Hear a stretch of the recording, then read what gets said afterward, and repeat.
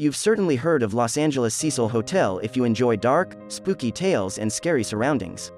Since its debut in 1924, the Cecil Hotel, one of the world's most famously haunted, has played host to so many horrific, dangerous, and strange murders that many people are of the opinion that it must be a core of evil.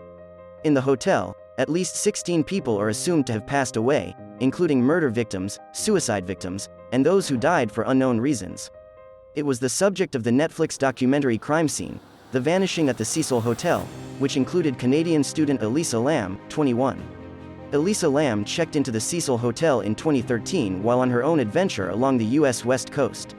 She had only intended to stay there for 4 nights. But after those nights were over, Elisa Lam vanished. Her body was discovered in the hotel's water tank 2 weeks after she was supposed to leave. Only hours before she vanished, CCTV footage from the hotel's elevator captured Lam acting strangely and oddly. Several possibilities, including unlikely ghost stories and reports despite accidental death and Lam's bipolar disorder, a condition that was listed as an important contributory cause in her early death. Her story went viral and still feels unresolved. As far as we are aware, there have been no deaths, suicides, or murders at the historic Cecil Hotel in 2022, but, in April 2022, the southern side of the building's room rate advertisement was fraudulently whitewashed. It's unclear who was in charge of removing the sign from the protected site, though it might have been done so in order to make room for a new billboard or painting. Since the hotel first opened, there have been several ghostly occurrences in the area. For instance, Percy Ormond Cook, who committed himself on January 22, 1927, by shooting himself, served as the catalyst for the entire event. Between 1931 and 1938, 3 other men committed suicide by drinking poison, cutting their own throats, and jumping off a building. Another 8 people have died after falling off their hotel rooms. Some of these deaths weren't determined to be suicide, either accidentally or on purpose. In September 1944, a 19-year-old woman gave birth to her child in the toilet and then threw the child out the window, believing it to be born dead because she didn't know she was pregnant and didn't want to wake up her older roommate. She was later arrested, but due to her insanity, she was declared not guilty of the crime. Later in 1965, George Giannini, 65, was going down the building's side when Pauline Otten, 27 at the time, leapt from her 9th-floor hotel room without looking, killing both instantly.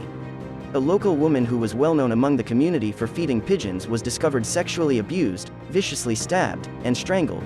The cause of her death is still unknown. When he was at the height of his murderous rampage, Richard Ramirez, aka the Night Stalker, stayed at the Cecil Hotel. He used to throw his bloody clothes into the trash behind the hotel after his murder session before being discovered and arrested in August 1985, which curiously happened at the same alley. He was staying in the top floor room for $14 per night. While he was residing in California, another serial killer, Austrian Jack Unterweger, frequented Cecil. He strangled 3 sex workers to death with their own bra straps. After escaping law authorities in both Europe and the United States, he was eventually caught in Miami. After being convicted of 9 murders, including the 3 in Los Angeles, he committed suicide in 1994 while confined in an Austrian jail. But the legend around the hotel somehow surpasses any legitimate justification. The terrible past of the Cecil Hotel is so heartbreaking that it even served as the inspiration for a work of fiction, American Horror Story, Hotel, in which Lady Gaga plays the horrific vampiric countess. Of paranormal activity have been put forth as to what might have occurred to the Canadian student. Over the years, the hotel has witnessed ownership and name changes. In 2007, new owners paid $26 million for it and renamed it Stay on Main. They continued operating for many years, but in 2014 the hotel, which had only recently done partial renovation, was sold to hotelier Richard Bourne for $30 million.